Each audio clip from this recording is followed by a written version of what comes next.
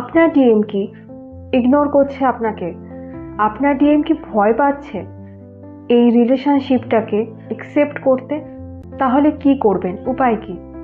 একটু শান্ত হয়ে বসুন, নিজেকে মেডিটেশন মোডে নিয়ে যান, ডিপ ব্রিথ ইন করুন, ডিপ ব্রিথ আউট করুন এবং তারপর একটু শান্তভাবে ভাবুন তো যে একই কাজ বা একই ভুল কি আপনিও করছেন?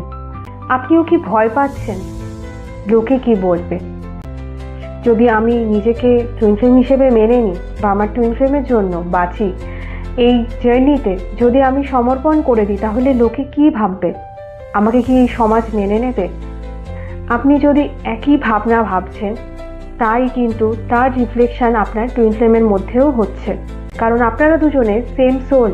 তাই আপনার চিন্তাধারা, আপনার ভাবনা চিন্তা, আপনার চয়েসেসের ওপরই ডিপেন্ড করছে আপনার টুইন ফ্লেম কীভাবে রিয়্যাক্ট করবে, সে কী ধারণা পোষণ করবে বা কীভাবে আপনার সাথে কথাবার্তা বলবে।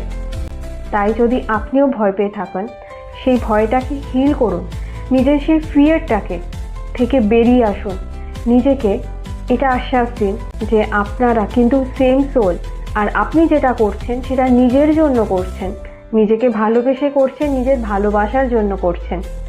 তাই কে কি ভাবলো তাতে কিচ্ছু যায় আসে না, কারণ দিনের শেষে জীবনটা আপনার, তাই চয়েসটাও কিন্তু আপনারই হওয়া উচিত।